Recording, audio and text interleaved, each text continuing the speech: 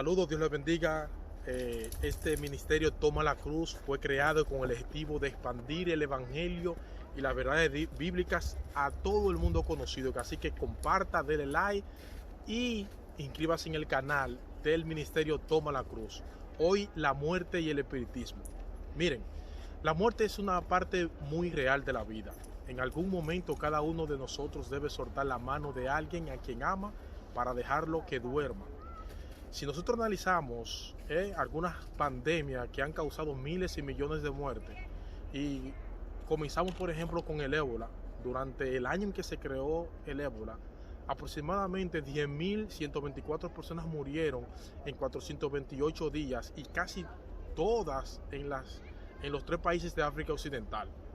Hay tres razones por las que no se extendió más el ébola. La primera es que hubo mucho trabajo heroico por parte de los trabajadores de la salud. Encontraron a la gente que estaba enferma del ébola y previnieron más infecciones.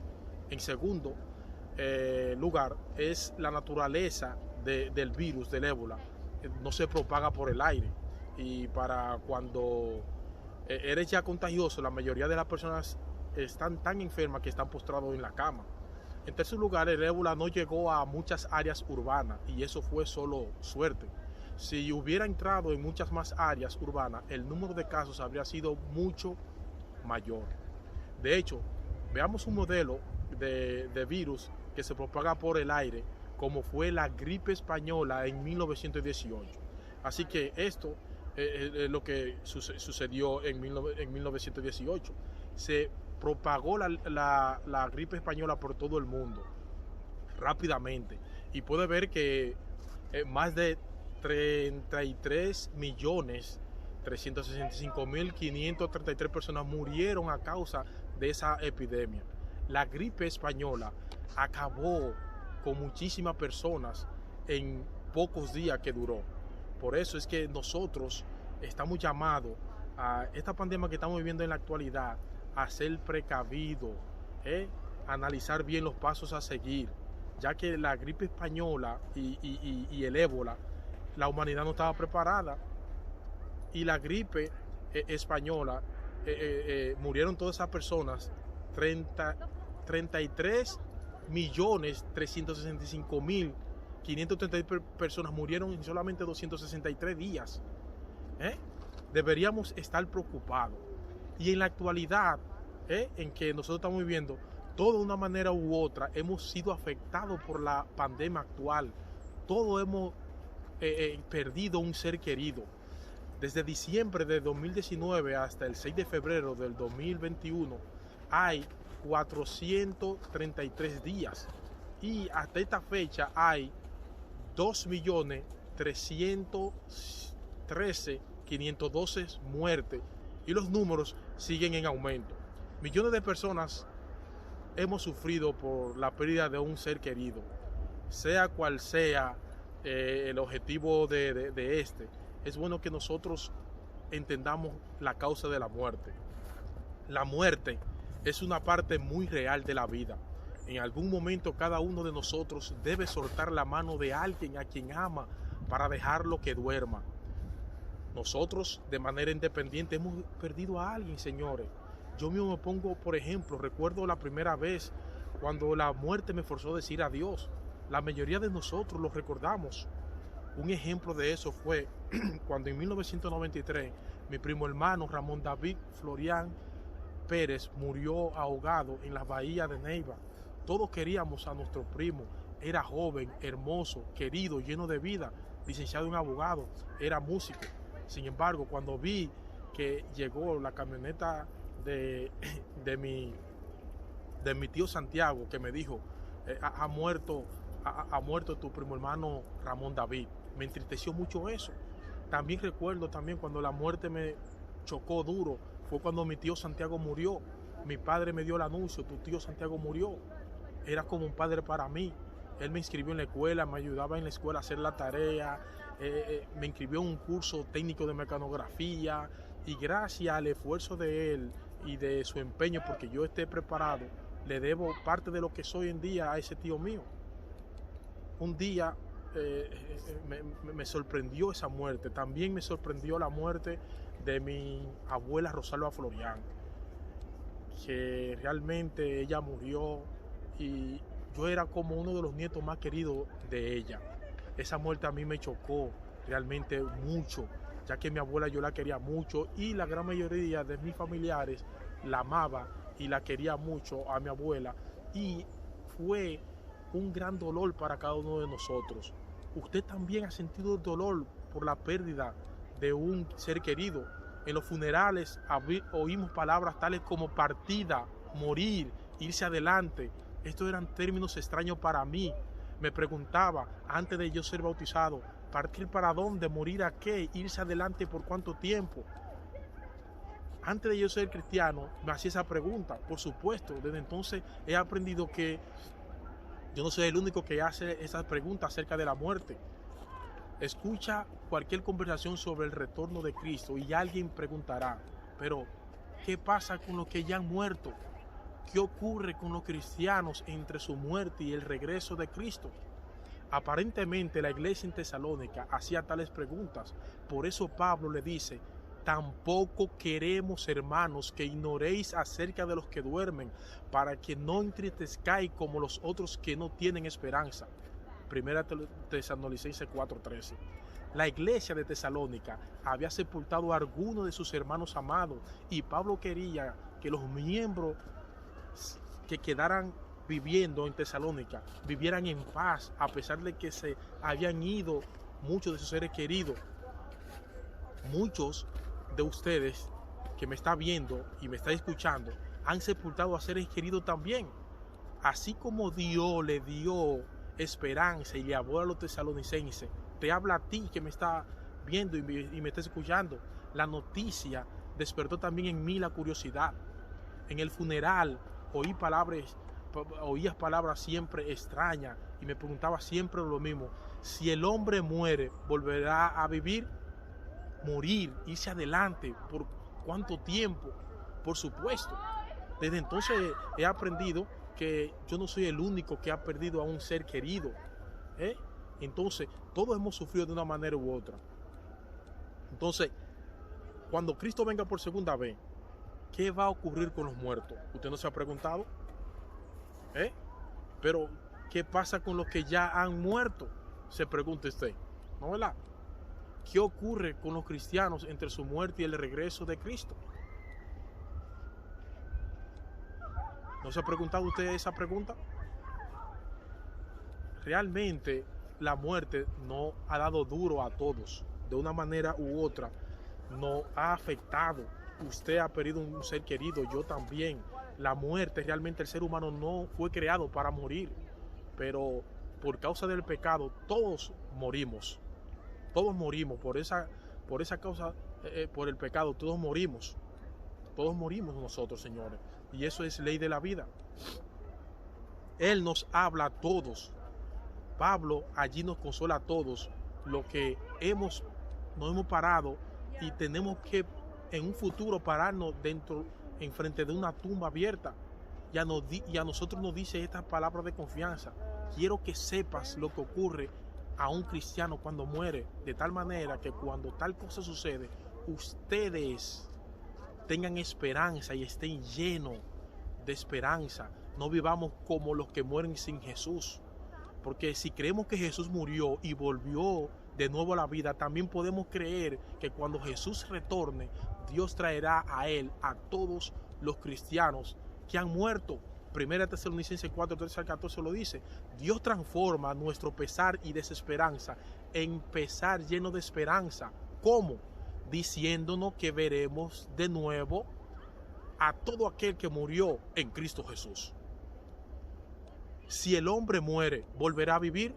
Job 14:14 nos responde esta pregunta. Esta es la pregunta que más preocupa al ser humano. Afortunadamente, Dios en su amor ha dado amplia respuesta en su santa palabra. Nos explica que la vida está asociada a dos elementos, el polvo y el aliento de vida. Espíritu que proviene de Dios, Génesis 2:7, Entonces la muerte es el proceso inverso a la vida. El polvo vuelve a la tierra y el aliento de vida o principio vital impartido por Dios regresa a Dios. Eclesiastés 12:7 dice que la causa real de la muerte es el pecado. Romanos 6:23 dice, porque la paga del pecado es muerte, mas la dádiva de Dios es vida eterna en Cristo Jesús. El pecado pasó a todos los hombres y por eso todos tienen que morir. Romanos 5:12. ¿A dónde van los muertos entonces? Según la Biblia, los muertos van al sepulcro, donde duermen hasta el regreso de nuestro Señor Jesucristo. La palabra infierno significa sencillamente sepulcro, pero no un lugar de sufrimiento perpetuo. En la Biblia no se menciona la palabra purgatorio. Tampoco dice que los muertos van al cielo, pues la recompensa se dará a los justos cuando vuelva nuestro Señor Jesucristo a la tierra y se reproduzca la resurrección. Muchos se preguntan, ¿podemos comunicarnos con los muertos? En su desesperación, muchos deudos procuran entablar relaciones con sus seres amados muertos, pero realmente la Biblia es clara cuando enseña que los muertos no saben nada. Eclesiastés 9:5. Por lo tanto, no pueden comunicarse con sus seres ya muertos. Recuerden eso. No pueden comunicarse con sus seres queridos, porque los muertos nada saben, su mente es puesta en el olvido y su trabajo. Por eso fue que la primera mentira que le dijo Satanás a Adán fue que no iban a morir.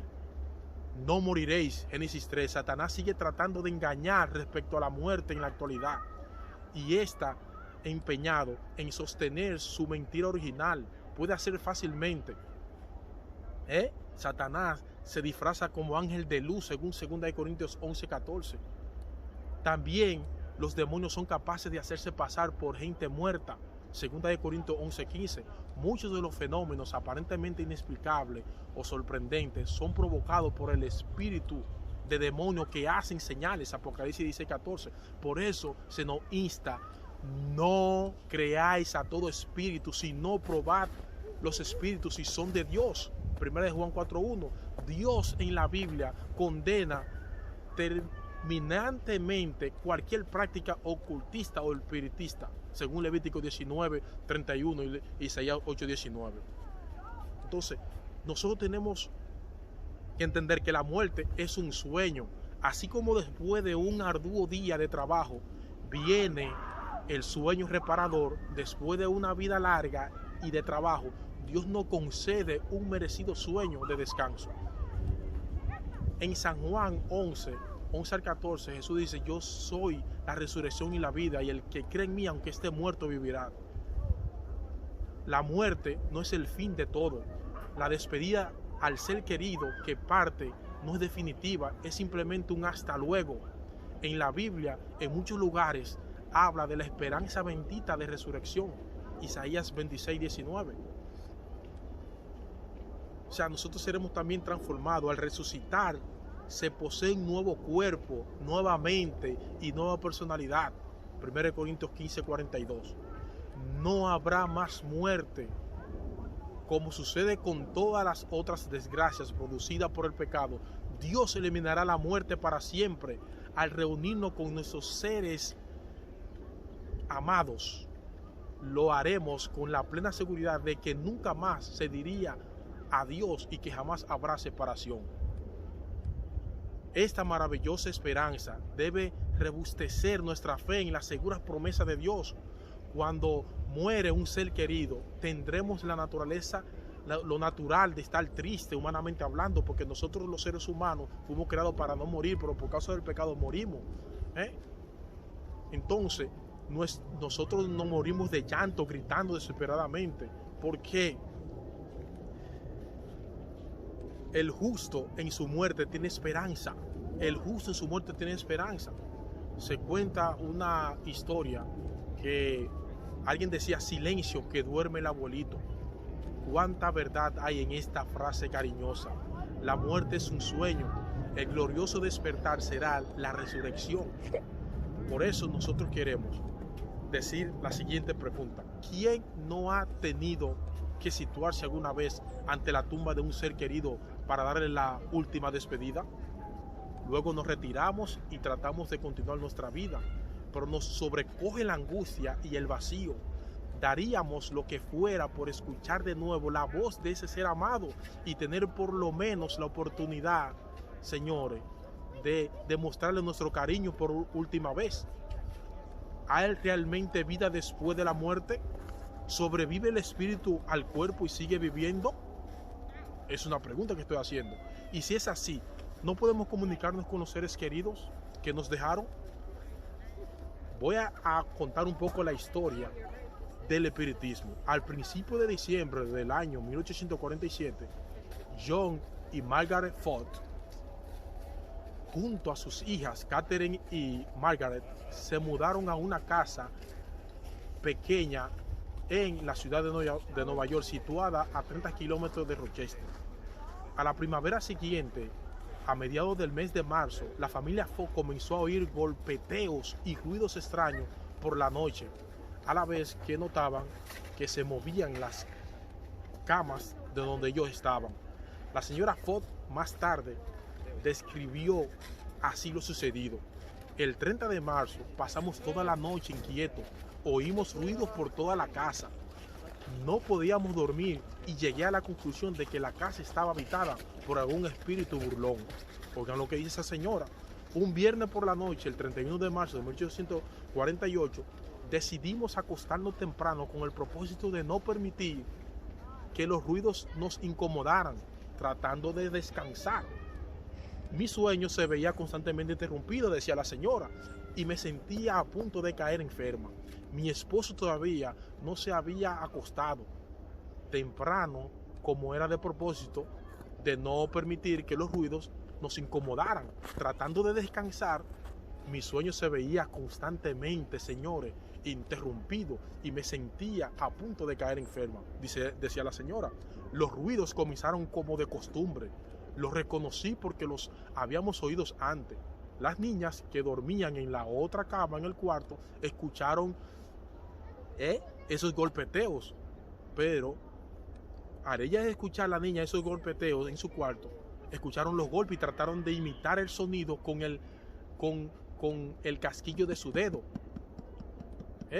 Oigan, las hermanas Ford crearon un código basado en un cierto número de repiqueteos y de este modo continuaron comunicándose con el espíritu a quien Kate Ford llamaba Señor Pezuña. Con el tiempo supieron que, según el espíritu afirmaba, su nombre era Charles Rosnan y que había sido un vendedor ambulante que se había alojado en esa casa hacía ya 5 años.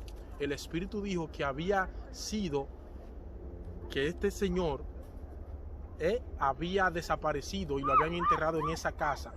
Y hoy la historia registra que aquello que comenzó una noche de marzo de 1848 fue el nacimiento del espiritismo moderno. Las hermanas Ford se hicieron famosas al demostrar en público su habilidad para comunicarse con los espíritus. Oigan eso, oigan eso. Ellas sí que se comunicaban con el espíritu. Entonces, hoy en día en los Estados Unidos se emiten programas de televisión como El Más Allá con Jen Van Brandt y Cruzando al Otro Lado con John Edward, que pretenden comunicar a las personas en la audiencia con sus seres queridos muertos. Y los libros que tratan de Más Allá con frecuencia aparecen en la lista de bestseller como recientemente más vendido. Vida después de la muerte. Hay un libro titulado Vida después de la muerte por Elizabeth Ross. Vida después de la muerte, también otro por Sylvia Browne, Atrapada por la luz de Betty. Oigan eso. La transmigración de los espíritus, la reencarnación y las experiencias cercanas a la muerte son conceptos que dependen todos de que se acepte que después de la muerte el alma o el espíritu sobrevive y continúa su existencia. La inmensa mayoría de las iglesias y de los predicadores cristianos aseguran a quienes han perdido familiares y seres queridos que estos se han ido al cielo para estar con Jesús. Oigan eso. ¿Cuán confundida se halla esta creencia? Una encuesta realizada en el año 2003 por el Barna Research Group encontró que el 81% de los norteamericanos cree en la vida después de la muerte, mientras que otro 9% considera que la vida después de la muerte es una posibilidad. Hace poco, en un programa de televisión de la NBC, entrevistaron a un grupo de adolescentes y le preguntaron: ¿creen ustedes que los muertos pueden comunicarse con los vivos? Los jóvenes declararon: por supuesto. Pero ¿pueden los muertos ponerse realmente en contacto con los vivos? El principio básico del espiritismo es que los seres humanos sobreviven, oigan, sobreviven a la muerte corporal, y en ocasiones, en circunstancias que no comprendemos totalmente, podemos comunicarnos con quienes nos dejaron. Si la creencia que los seres humanos siguen viviendo después de la muerte y pueden comunicarse con nosotros cuenta este grupo de adolescentes, y generalizan, señores. Entonces nos preguntamos, ¿cómo puede alguien oponerse a declaraciones que el alma no, que el alma sobrevive después de la muerte? Dígame, ¿cómo decimos eso? Que el alma sobrevive después de la muerte y que el espíritu no asciende a la presencia de Dios.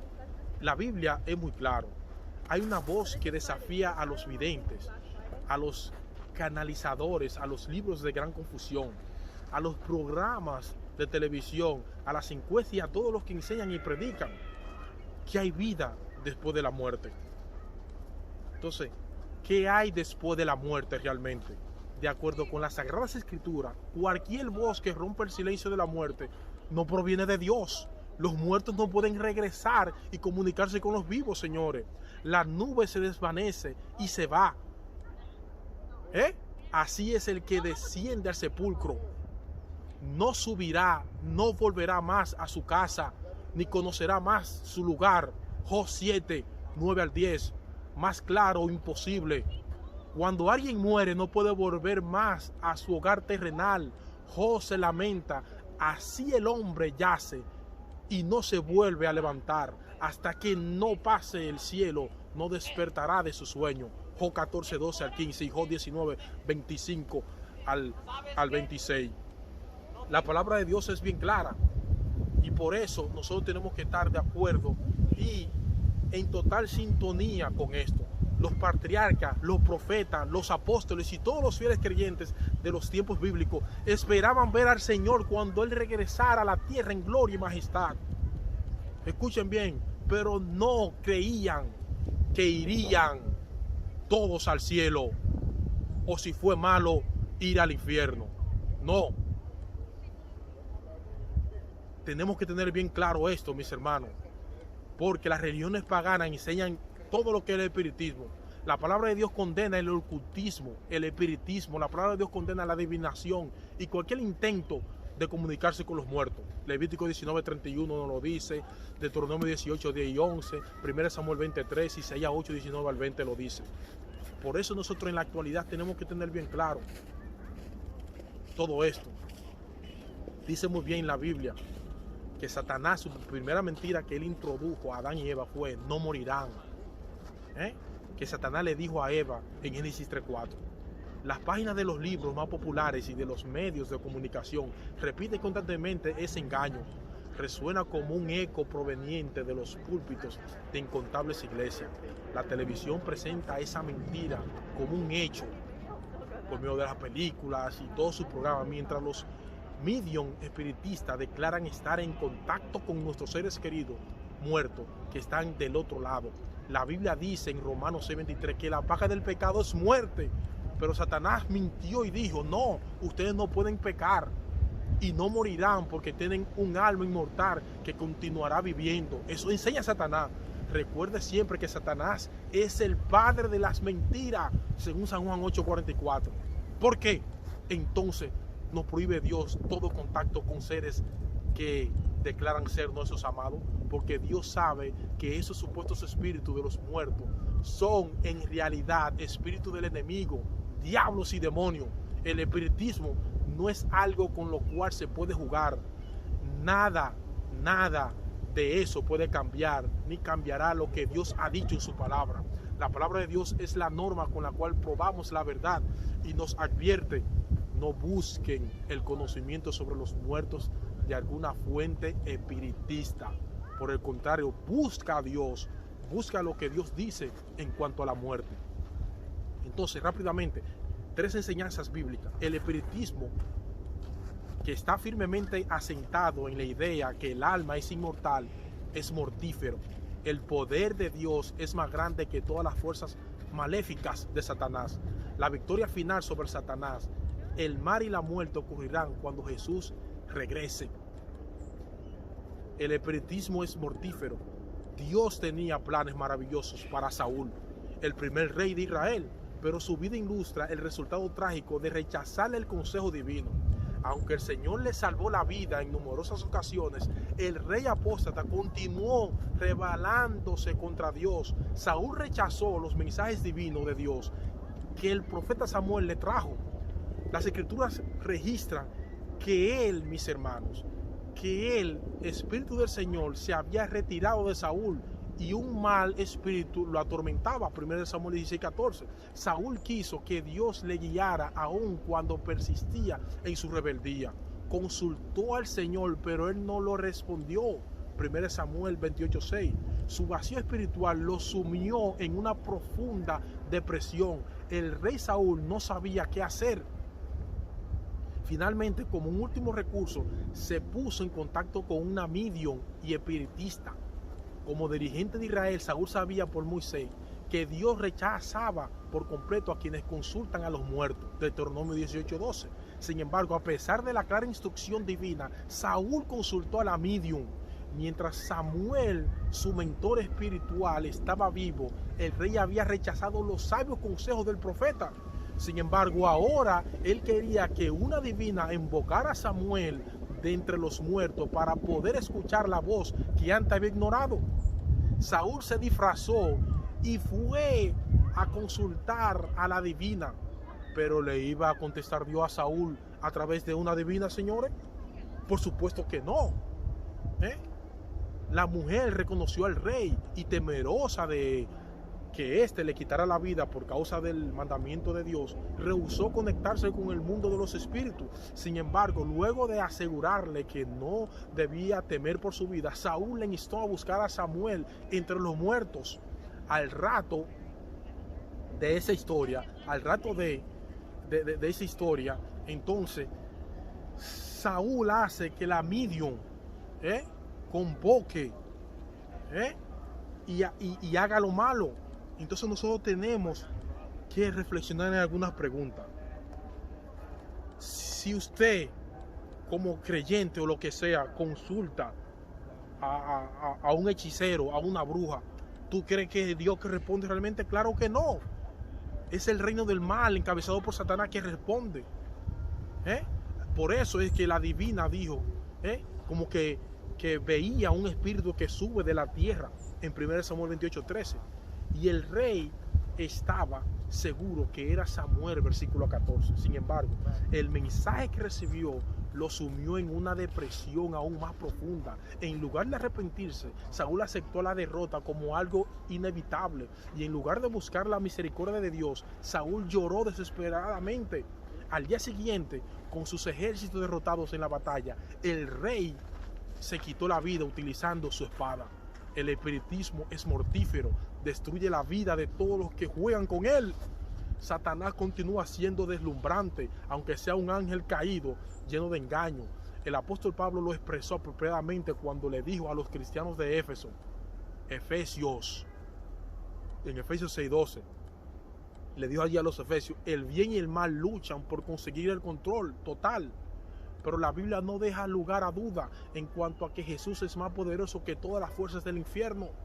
Satanás puede triunfar en algunas batallas en este mundo, puede dar la sensación de que está ganando la guerra, pero el libro de Apocalipsis presenta las buenas nuevas de que Jesús obtendrá la victoria final y completa. Dios aniquilará a Satanás y a sus ángeles malignos. Apocalipsis 17:14. Pelearán contra el Cordero y el Cordero lo vencerá, porque Él es Señor de los señores y Rey de reyes, y los que están con Él son llamados y elegidos y fieles. Gloria a Dios. Apocalipsis 19 presenta simbólicamente a Jesús cabalgando por el cielo sobre un caballo blanco. Los creyentes de todas las edades han anhelado el retorno del Señor Jesús como el día de la celebración de una gran victoria. Han anhelado la segunda venida de Cristo como que sea erradicada la muerte. En un momento, la Biblia dice también en Apocalipsis 21 que ya no habrá más muerte ni maldad, porque habrá cielo nuevo y tierra nueva. Entonces usted se pregunta, ¿qué ocurre con alguien cuando muere? ¿Hay algo más allá cuando alguien deja de respirar o se termina todo para siempre? El ser humano no ha sido capaz de crear la más sencilla forma de vida.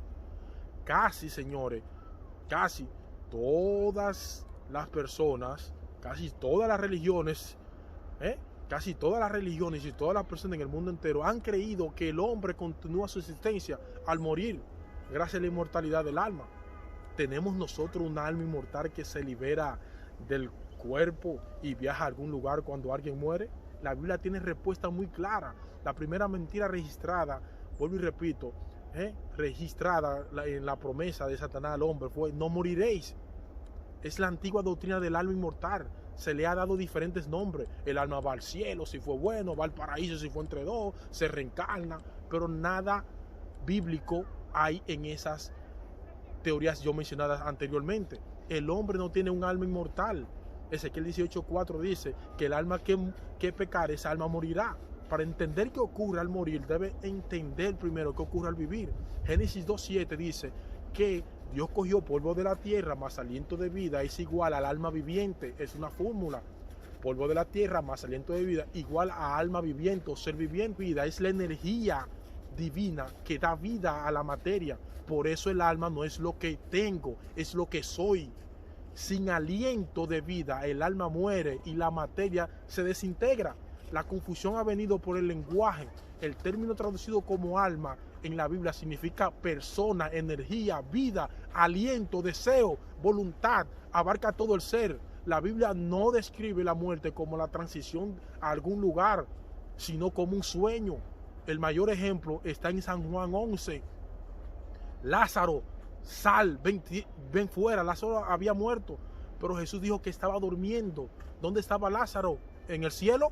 No, estaba descansando en la tumba y Jesús lo despertó. Por el mismo Jesús, cuando murió, no subió al cielo. En San Juan 20:17 Jesús dijo, después que resucitó: no me toques, le dijo a María, porque aún no he subido a mi Padre. Mas ve a mis hermanos y dile: subo a mi Padre y a vuestro Padre, a mi Dios y a vuestro Dios. Se lo dijo a María Magdalena, la primera que lo vio cuando resucitó.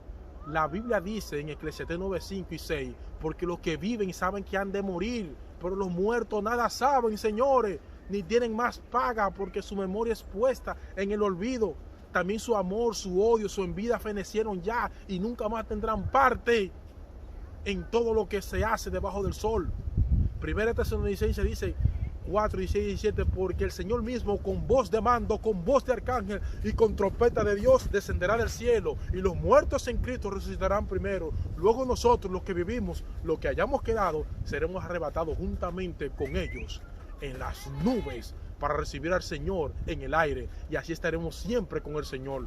La resurrección convierte en absurdo la creencia de un alma inmortal, porque la inmortalidad será un regalo al hombre cuando la muerte sea vencida y la vida vuelva a ser eterna. 1 Corintios 13:53 dice, porque es necesario que esto corruptible se vista de incorrupción y esto mortal se vista de inmortalidad. Piensa por un momento, ¿qué sentido tendría la resurrección si la gente estuviera ya con Dios en el cielo? ¿Te imaginas a Jesús diciendo a un muerto o yo que me muera: Henry, hay que bajar, te tengo que resucitar?